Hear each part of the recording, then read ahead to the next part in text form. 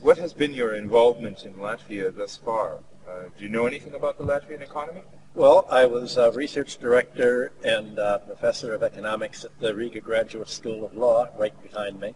I've been lecturing at the Stockholm School of Economics for a number of years, and Jeff Summers and I have written a series of articles for Diana and other magazines in Latvia, warning them for the last 5 years that a real estate bubble was coming that was going to load them down with debt and cause problems of insolvency, a price collapse, and leave them with negative equity later. And what we wrote in the newspapers and what we taught the classes is exactly what happened.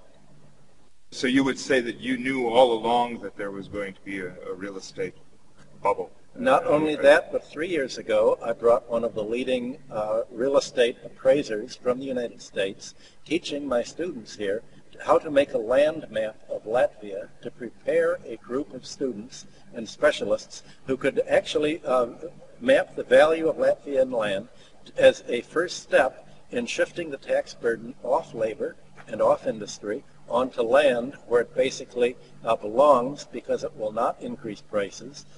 We need a tax policy in Latvia that basically will lower prices, lower the cost of production, and let wages go further and make Latvia more competitive in the world economy. When you talk about production, many people in Latvia, have simply felt that Latvia basically doesn't produce very much, that there's another path to prosperity. For instance, as a finance center or something like this, you're completely against that?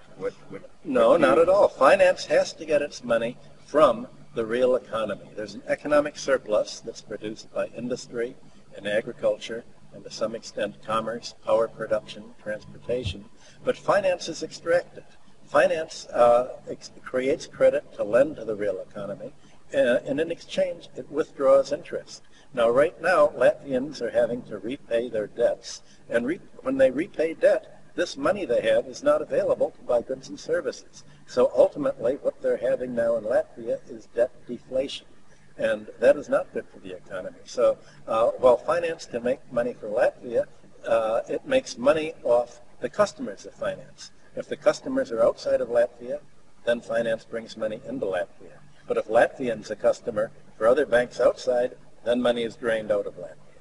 You used the phrase real economy. What's the real economy? The real economy is what people mean for the production of goods and services.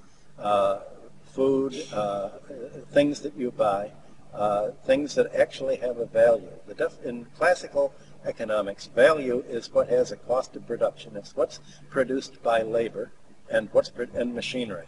If something is not produced by labor and machinery, you can get money out of buying a building and charging for it. You can take one of your highways and you can put a toll booth on it, and you can make everybody pay who uses the highway. You can put parking meters along your streets and you can charge people for parking, but that's not producing anything. That's siphoning off money from the economy.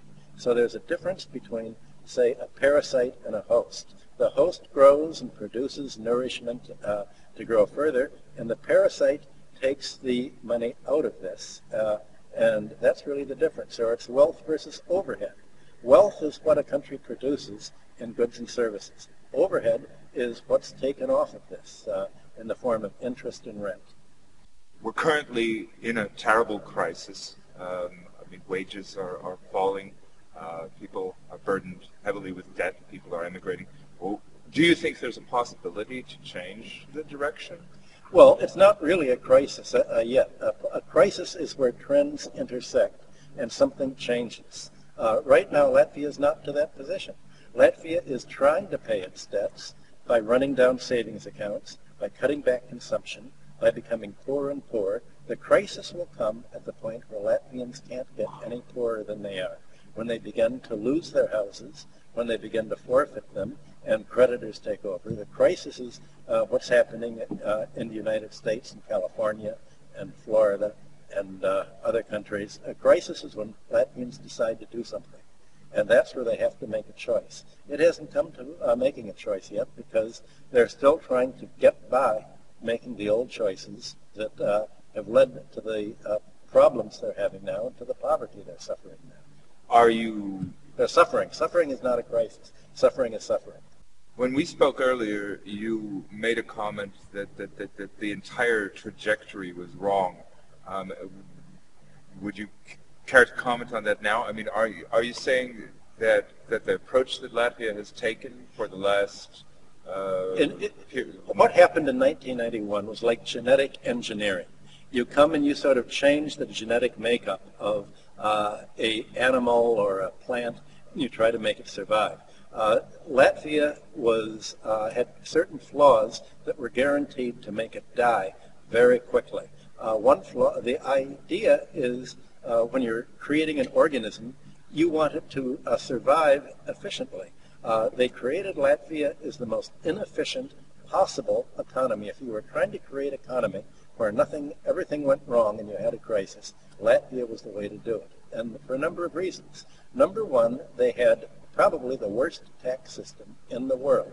No country in the world, no democracy in the world has ever had a flat tax. Before Latvians even begin to produce any goods and services, they're burdened. It's like they're carrying a huge burden on their back that no workers anywhere else in the world have to carry. So it's a handicap that a jockey would wear in a horse race. It's an extra burden they have with the tax. In America and the whole progressive era at the beginning of the 20th century, the ideal of taxes, nobody likes taxes, but the least bad tax is a kind of tax that does not add to price. And that kind of tax is a tax on what's called economic rent. It's a tax on the land value or monopoly super profits. If you would have had the tax falling on houses in real estate, then the rental value of real estate would have gone to pay the taxes that labor now pays. Workers would have had to pay a lot less. Homeowners would have had to pay a lot less. If you would have taxed real estate instead of labor, housing prices wouldn't have gone up. Housing prices would have remained stable, and they should have remained stable for Latvia. There's no reason that housing prices and rent prices today shouldn't be as low as they were in 1991.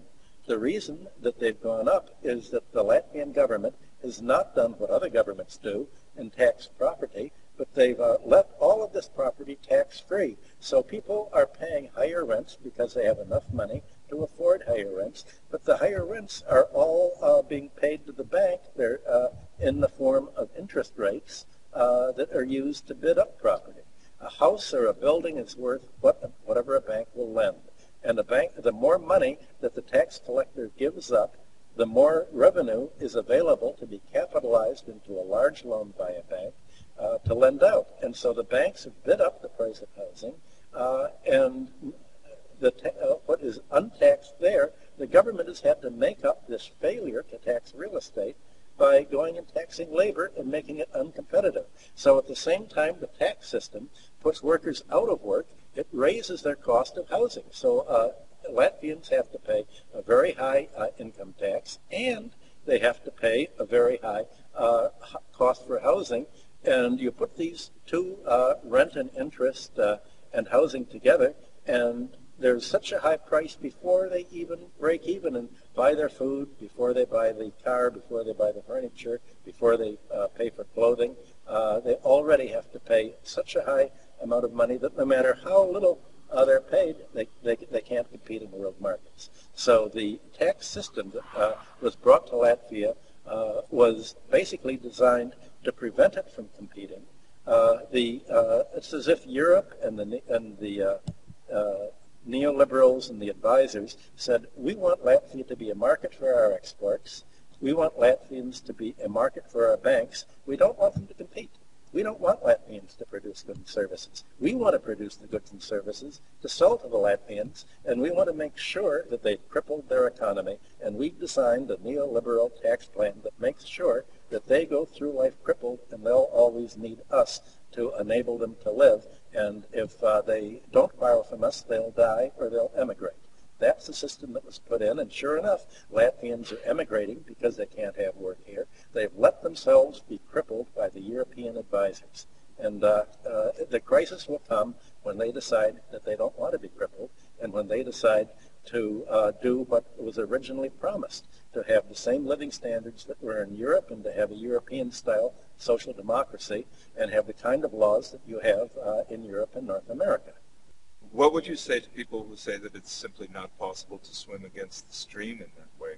What stream are you talking about? That in general, so many... The whole world is going in this stream. Latvia has been going against the world stream for 18 years. Latvia is doing what has taken on a system that other countries don't have. Latvia is going against the stream. All of classical economics, Adam Smith, John Stuart Mill, Ricardo, the Progressive Era, they were all going in the stream. Latvia is going back to the Middle Ages. Latvia is going back towards feudalism and debt peonage. That's going to be the result of the bankruptcy that its real estate is now in, that its debt is now in. Latvians are going to have to pay all of the economic surplus to pay the debts that they owe to the banks. That's going against the stream. No other country would let itself be treated this way. Why has there been such a movement, for instance, however, away from earlier models of social democracy, for instance, in Denmark, or even with labor in the United Kingdom? I mean, towards because these models of social democracy had gone too far to the other extreme. The most successful economies in history have been mixed economies. If you have a bureaucratic state centralized planning, that's not going to work because that's a huge overhead, and these models became corrupted and just overblown. But the reaction was to go to the other extreme and have a free market economy. Now, the free marketers, people who call themselves free marketers, really opposed the government and opposed government planning because government planning had become corrupt. Government planning throughout Europe and America had been taken over by the banks. But if you get rid of government planning, somebody's going to do forward planning. Every economy since the Stone Age has been planned. The question is, who's going to do it? And if the government doesn't do the planning, then the banks end up doing the planning. So in opposing government planning and dismantling the government, you've turned power to an even more centralized, even more inefficient, even more costly form, and that's the banks. And the neoliberals and the people who designed the Latvian economy had blinders. They didn't see that the banks would become the planners instead of the government. They had a fairy tale in their mind. They imagined that if you got rid of government planning, everybody as individuals would plan. But Latvian individuals have to plan within a context of an economy that's shaped by the banks. And the banks say, how much can we take from them? Banks don't really produce a product like the real economy. The product banks produce is debt. And they've produced enough debt to absorb the entire disposable personal income of most Latvians. So what they make over and above eating and going to work is used to pay the banks, or it's used to pay the taxes that's used to pay the banks, or it's used to pay the high prices for the telephones or for the monopolies that the monopolists used to pay the banks for the bank loans that they took out to buy these companies. So they're being bled by a centrally planned economy that's planned really by the oligarchs. So the idea was to get rid of the old bureaucracy that you had under communism, and now you have a financial bureaucracy, often run by exactly the same people who were running the economy before 1991. So they've just changed their clothes. So if you wanted to fix things or change the path, what would be some of the simple things that you would do? You go back and you start over again. The most important thing is to have an American progressive-style tax system where you base the tax on property, not on labor. You want to bring down housing prices, bring down rent prices to what people can afford. You do that by having the tax on the rental value of property, so that this income will not be available to be paid for the bank for a bank loan to be capitalized into a higher and higher priced house. The property prices went up because of a financial bubble. The financial bubble was created by bank loans. The bank loans were based on the failure of the government to collect the rental value, the prosperity, in the form of tax. I'd do what the American cities and states did for many years, base the tax on the property tax, get rid of the income tax on labor, even get rid. You will have probably a progressive taxation. All of the Western countries have progressive taxation. Latvia doesn't. You need a progressive tax system for starters. You need a government price control agency and basically an oversight agency to prevent monopolies, to keep prices in line, essentially to prevent financial fraud, to prevent exploitation by the financial sector. Just like in America, the new proposal for a Consumer Financial Protection Act is designed to prevent usury, to prevent high interest loans, to prevent penalties that banks add on. In America, banks make more money off penalties than they make off interest charges. The new law is going to prevent that. So that Latvia should do what other countries having the same problem should do. It should regulate and prevent the banks from exploiting them the way that it does. So next to the tax reform, you need a financial oversight reform.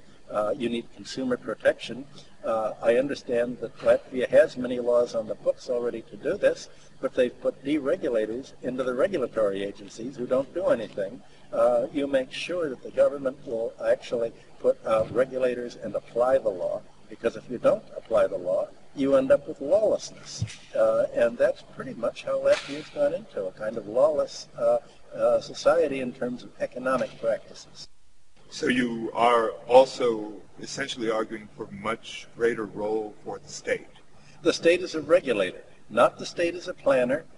You do want the private sector to exert its choice, but in order to give people choice, you need the state to come in and prevent the financial sector and the real estate sector from interfering with this choice. Right now, Latvians don't have a choice, because the financial sector is taking all of the surplus, leaving them only with break-even income, or even less than break-even income, so that many Latvians have to emigrate. I want to give them that choice again. They need the state to protect them against large enterprises, against multinationals, and above all, to protect them against predatory finance. What do you see as the potential for that? Latvia has a great potential. You have a wonderful geographic situation in between Russia and the West. The people are very highly educated. It's a wonderful country. You have wonderful food. You can feed yourself. That's very important. You can be self-sufficient in food. You can be a lot more self-sufficient in energy, I understand. There's a lot of things that Latvians can produce if they don't have to carry this heavy tax burden along them. You want to free them from this needless taxes. That's the point. The taxes they pay are needless. It doesn't have to be this way. And I don't think many Latvians realize that they have a choice and it doesn't have to be this way. What about the voice that's coming from Europe? I mean, for instance, Almunia in the letter that where Latvia needed the money for the bailout last year, Almunia said that there is no alternative to the program. Yes, what Almunia says is that Latvians are very confused. Latvians imagined when they were joining Europe that they were joining a social democracy that was going to raise their living standards to European standards. They believed that Europe would make them like Europe.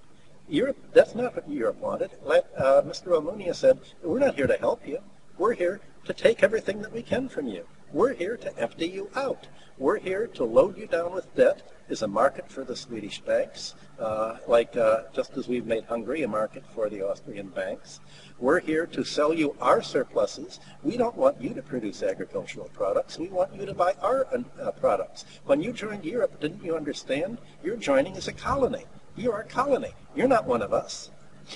Finally, there's... That's what he said in his letter. That's my paraphrase, but that's the meaning of his letter, that you are not being treated like a normal European. They're treating you as a victim, and they're the predator. What would you say, for instance, to a person who's very happy that the Lat Telecom, the telecommunications company, had a 10-year monopoly because that was one of the largest investments to be made in all of Eastern Europe, and the telephone service was drastically improved because of the investment? Well, if I'm talking to somebody who's happy about this, he's probably president of Telecom.